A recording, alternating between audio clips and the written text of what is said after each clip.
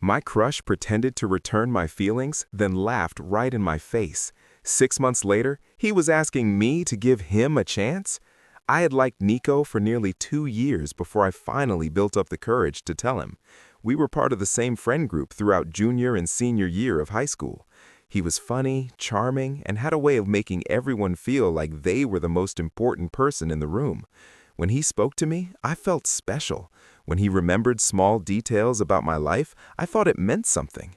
When he began texting me more often and asking to hang out, just the two of us, I convinced myself he felt the same way. I was 17 and naive, believing what I wanted to believe. I told him at a party the summer after graduation. I pulled him aside, hands shaking, heart racing, and admitted I had liked him for a long time and wondered if he felt the same. He smiled and said he had been waiting for me to say something. He said he liked me too, and had for months. He said he didn't want to risk our friendship by making the first move, but he was glad I had the courage to speak. I could barely breathe. This was everything I had hoped for. He asked if he could kiss me. I said yes. It was my first kiss, and for about 30 seconds, it felt perfect.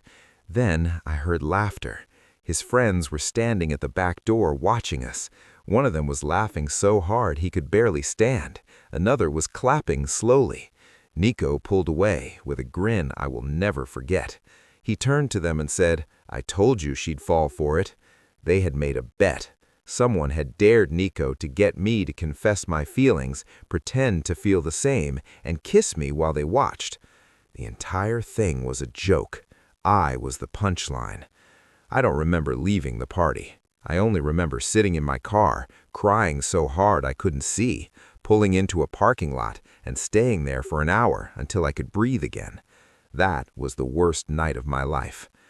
The story spread through our entire friend group within days. People I had known for years laughed about it behind my back and sometimes directly to my face. I spent the rest of the summer hiding in my room, dreading college, and wondering if I would ever trust anyone again. Then I left for university 4 hours away and decided to become someone new. I focused on everything, joined clubs, made friends, studied seriously, exercised, and learned how to dress in ways that made me feel confident. I stopped being the quiet girl who faded into the background. I became someone who walked into a room and got noticed. It wasn't about Nico anymore. It was about proving to myself that I was more than a cruel joke at a party. By junior year, I had changed completely.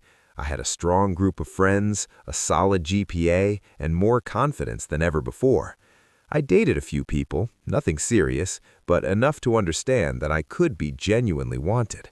I barely thought about high school anymore. Then Nico showed up at my college. He had transferred after failing out of his first school and being rejected from his second option.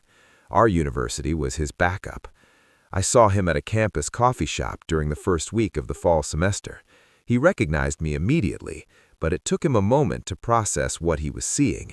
I could tell by the way his expression shifted from recognition to confusion to something new, interest. He came over to my table and said he almost didn't recognize me, said I looked great. He said it was surprising to run into me there after so long. He acted like we were old friends reconnecting, like he hadn't humiliated me in front of everyone we knew, like that kiss hadn't been one of the cruelest things anyone had ever done to me. I smiled and kept the conversation brief. I said it was nice to see him and that I had to get to class. I didn't give him my number when he asked. I didn't agree to hang out when he suggested it. I simply walked away, leaving him standing there confused. Over the next few months, Nico kept finding ways to cross paths with me. He showed up at parties I attended, sat near me in the library, joined a club I was part of, even though he had no real interest in the activities. He started texting me through mutual friends who gave me my number without asking me, always casual, always friendly, with a subtle undertone. I never responded to it. I stayed polite but distant. I replied hours later with short, neutral answers, never flirty, never encouraging, just polite enough to avoid being rude, but distant enough to show no interest. The messages continued over the following days. More memes, more invitations, more questions. I could sense his frustration growing. He had nothing to work with. Rocco listened without interrupting, and his response was straightforward. He said I deserved far better than someone who had treated me that way. He added that he wasn't concerned because it was clear I had no interest in Nico at all. The next day after our shared Thursday class, I was talking with Rocco outside the building about the upcoming exam. I noticed Nico walking toward us from across the quad. His expression changed when he saw Rocco standing close to me, laughing at something I had said. Nico's smile faded, and something that looked like jealousy crossed his face before he quickly masked it. The following afternoon, Nico texted asking if I wanted to study together for the biology exam. When I told him I already had a study group, he asked directly if Rocco and I were dating. He tried to sound casual, but the tension was obvious. I replied that we were seeing each other casually, nothing serious. I watched the typing indicator appear and disappear several times before he finally responded, saying that was fine and that he hoped I was happy. I could imagine him staring at his phone, processing this, realizing he was no longer the only option. A few days later, Nico texted asking if I wanted to come to a small gathering at his apartment that Friday. He mentioned that some mutual friends from high school would be there, people who had also ended up at our university.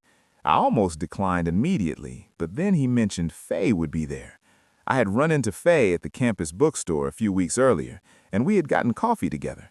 She seemed different from how I remembered her in high school, more genuine and less focused on others' opinions. We talked for 2 hours about classes and future plans, and I genuinely enjoyed it. So I replied that I would stop by briefly. Friday evening, I arrived at Nico's apartment around 8. The place was small but tidy, with mismatched furniture that looked like it came from various thrift stores. Around 15 people were spread across the living room and kitchen, most of them familiar faces from high school, though we hadn't stayed in touch. Nico opened the door, and his expression immediately brightened when he saw me. He lightly touched my arm as I walked in, guiding me toward the group. I smoothly moved away and went straight to where Faye was standing near the kitchen counter. Faye hugged me and immediately started telling me about a difficult chemistry lab from earlier that week. We fell into easy conversation while Nico hovered nearby, clearly waiting for an opportunity to join in. Whenever there was a pause, he tried to redirect the conversation to include himself or suggested we move to the couch. I kept turning back to Faye, asking another question or shifting topics.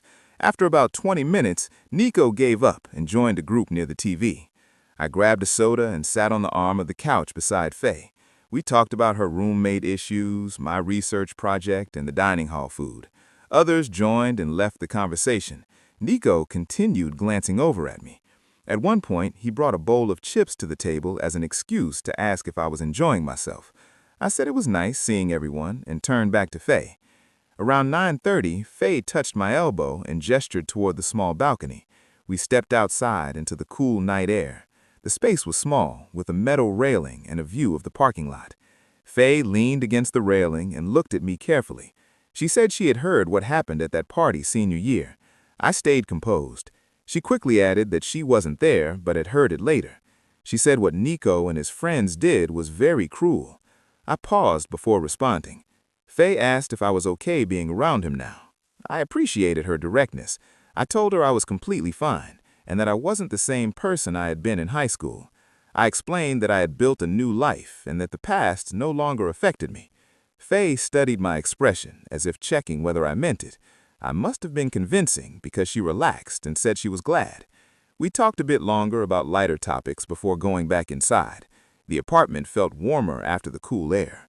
I noticed Nico watching us return, and within minutes he approached. He asked if he could speak with me and gestured toward the balcony again. Faye looked at me, and I nodded that it was fine. We stepped outside. He closed the door behind us, reducing the noise. The small space felt tighter with just us two. He leaned on the railing and ran his hand through his hair, a nervous habit I remembered. He said he knew things had been awkward at that party senior year and wanted to clear the air. I stayed silent, watching to see if he would take responsibility or continue minimizing it. He shifted his weight and said everyone had been immature and things got out of control. I kept my expression neutral. He continued, saying he felt bad about how it ended and hoped we could move forward now that we were more mature. I noticed he never actually apologized or took responsibility for planning it, Instead, he described it like a shared, awkward situation, as if we were both affected equally, rather than acknowledging his role. Thursday afternoon, FA texted to ask if I wanted to have lunch at the student union. We met around 1, grabbed sandwiches from the deli, and found a table by the windows overlooking the quad. She chatted briefly about her classes before shifting to what she actually wanted to talk about. She said she could tell Nico liked me and seemed different from how he was in high school, more genuine and less arrogant. I asked what she really knew about his time at his previous schools before transferring. She said she'd heard he partied too much during freshman year and stopped attending classes, which hurt his grades and got him dismissed. She also mentioned he had academic issues at his second school, but didn't know much about his personal life then. I thanked her for being honest and said I was still figuring out my feelings. That night, I sat in bed scrolling through social media, checking profiles of mutual friends and people from high school who ended up at other colleges. I found Nico's page from his first university and looked through old posts. Most of it was typical college content: parties, football games, late-night food runs. Then I noticed photos of him with a girl who appeared consistently over several months during freshman year. They looked close, arms around each other, comments using couple nicknames. I went to her profile and scrolled back to that period. Their posts were happy and full of inside jokes. Then there was a gap of a few weeks. After that, she posted about being tired of games, wanting someone genuine, and knowing her worth. The timing matched right before Nico failed out. I wondered if his habit of not valuing people until they were gone extended beyond just what happened with me. Friday, after my economics class, Johnny caught up with me on the path toward the library. He said Nico had asked him what he thought his chances were with me. I stopped and waited for what Johnny had told him. Johnny said he was honest, that I seemed happy and not interested in revisiting the past. Nico apparently became defensive, insisting he had changed and genuinely cared. Johnny said he didn't know what I planned to do, but wanted me to know Nico was asking around. I thanked him for the heads up and for being honest. Saturday night, there was an off-campus house party that most of our group planned to attend. I arrived around 10 with Leilani and a few girls from our dorm. The house was crowded, music loud enough that conversations required leaning in. I grabbed a drink and moved through the packed living room. That's when I saw Nico near the back door talking to a girl from high school who had also transferred. She was laughing and touching his arm, clearly interested. I watched him from across the room to see how he would respond. He was friendly and smiling, but his eyes kept scanning the room. When he noticed me watching, his posture changed. He said something to the girl, excused himself, and walked toward me. He asked if I was enjoying the party. I said it was good and asked how he was. After some small talk, he mentioned he'd been thinking about my response to his date request. I told him honestly I wasn't sure dating was a good idea given our history. His expression dropped, and he asked if I would ever forgive him for what happened in high school, saying he thought we had moved past it. I corrected him calmly, explaining that I had forgiven him, but forgiveness didn't mean forgetting or acting like it didn't matter. Something shifted in his expression, like he was finally listening instead of waiting to respond. He asked if there was anything he could do to prove he had changed. I told him it wasn't about proof. I explained that I had built a new life, worked hard to become confident and happy, and I wasn't interested in bringing someone into it who reminded me of the worst moment of my past. He went quiet, processing, then asked if that meant there was no chance at all. I thought carefully and told him I was happy with my life as it was. He nodded slowly, looking more defeated than I'd ever seen, and walked away. Over the next few days, my phone stayed quiet. No texts, no memes, no casual check-ins. I didn't see him at the library or coffee shop. Tuesday evening, Leilani asked if something had happened since she hadn't seen him around. I explained our conversation. She said she was proud of me for being honest without being unkind. Wednesday afternoon, Rocco asked if I wanted to go to dinner that weekend, an actual date. I said yes immediately. Saturday night, he took me to a nice Italian restaurant. We talked about everything: classes, families, future plans. He told me he thought I was smart, funny, and beautiful. I believed him because he